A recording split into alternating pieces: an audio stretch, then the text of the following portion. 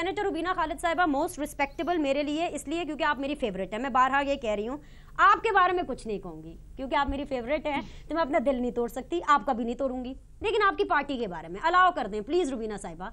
भाई अब्दुल्ला बेगानी शादी में अब्दुल्ला दीवाना वाला हाल है आपकी पार्टी का। सुप्रीम कोर्ट बिल्कुल नहीं जाना, ये पनामा केस क्यों जा रहे हैं भाई सुप्रीम कोर्ट में? एतजाज एहसन साहब ने आपकी पार्टी ने कैटेगोरिकली आगे कहा कुछ नहीं होना।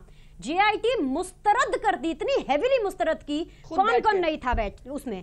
आसिफ अली जरदारी, बिलावल भुट्टो, एतजाज एहसन, और अब आप जेआईटी की फाइंडिंग्स के ऊपर आपकी पार्टी इस्तीफा डिमांड कर रही है। सर ये मुझे समझा दें, मेरी तो समझ से बाहर है रुबीना साहिबा। ये बिनेश अगर आप इजाज़त दें तो अभी पहले तो जो मैं रिमार्क्स आपने कहे मैं उनकी बहुत मज़म्मत करूँगी, और मैं समझती हूँ कि ये जो लैंग्वेज है, ये जो रवैये हैं सिर्फ ख़वातीन के बारे में ही इख्तियार किए जाते हैं। आदमी भी बहुत पार्टियां बदलते हैं, कोई इधर आता है कोई उधर जाता है, लेकिन जो जिस तरीके से ख़वातीन के साथ डील किया जाता है, समझा जाता है कि शायद वो वो क्या कहते हैं बेदाम गुलाम है, वो उनकी कोई अपनी सोच नहीं है, वो नहीं बदल सकती। इसी तरह का ये जो अभी ये किया जा रहा है। अगर आपने बहुत से पुलिस अफसरान हैं जो बहुत खुशामद करते हैं, पॉलिटिशियंस की भी करते हैं, इलेक्टेड नुमाइंदों की भी करते हैं, लेकिन मैंने आज तक उनकी वो दुर्गत बनते हुए नहीं देखी जो हमारी एक यहाँ सलूट उन्होंने कर दिया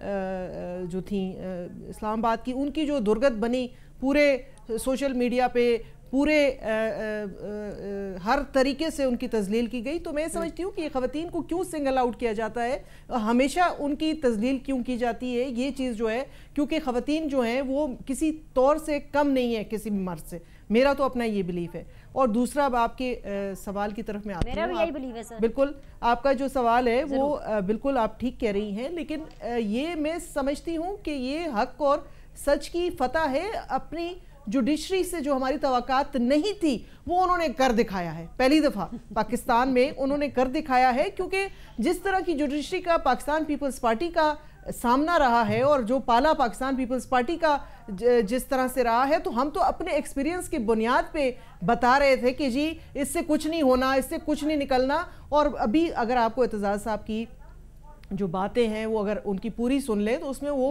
कह रहे हैं, वो खिराज तहसीन पेश कर रहे हैं इस जेआईटी टीम को कि उन्होंने सब मुश्किलात के बावजूद, सब जो उनको प्रेशराइजिंग टेक्निक्स थी, जो उनके ऊपर दबाव डालने की कोशिशें की गई, जो उनको अपनी मर्जी के मुताबिक फैसला जो रिपोर्ट हुई हैं चीज़ें, उसको मद्देनज़र रखते हुए मैं समझती हूँ कि हो सकता है हमारी जजमेंट गलत थी, लेकिन चूंकि अब हमारी तवक्कात के बरक्स एक चीज हो गई है, लेकिन हम ये मुनाफकत तो अब नहीं कर सकते कि जी अब जब चीज ठीक हो गई है अब भी कहेंगे नहीं जी हमने, चूंकि विजडम और विजन का ये फुकदान था कि जो जेआईटी सुप्रीम कोर्ट के अंडर बनी, उसकी जो रिपोर्ट आई, अब उसकी बेसिस के ऊपर आप जो इस्तीफा डिमांड कर रहे हैं, ये आपकी लीडरशिप की विजडम और विजन का फुकदान। हमारी लीडरशिप की विजडम जी बिल्कुल उनकी विजडम और विजन के मुताबिक ही वो आपको बता रहे थे, क्योंकि लेकिन हम अपने एक्सपीरियंस से एक बात बता रहे थे। तो पहली दफा अगर एक अच्छी चीज होने जा रही है, पाकिस्तान में एक तब्दीली वाकई में आई है, तो हम उसको खिराज तहसीन पेश करेंगे। ये तो नहीं कह सकते चूंकि हमने कहा था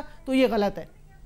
ये तो आप हमारी अप्रिशिएट करें कि हम अपनी गलती तस्लीम कर रहे हैं। उम्दा जुमला कि पाकिस्तान में तब्दीली आ गई है, बहुत अच्छा जुमला आपने मुझे दिया, और इसीलिए आप मेरी फेवरेट हैं कि आप बड़ी मैच्योर तरीके से जो है ना अपनी पार्टी को भी डिफेंड करती हैं और मुझे भी एक बड़े मैच्योर तरीके के अच्छे अच्छे जुमले देती हैं कि मैं आगे लेके जाऊं।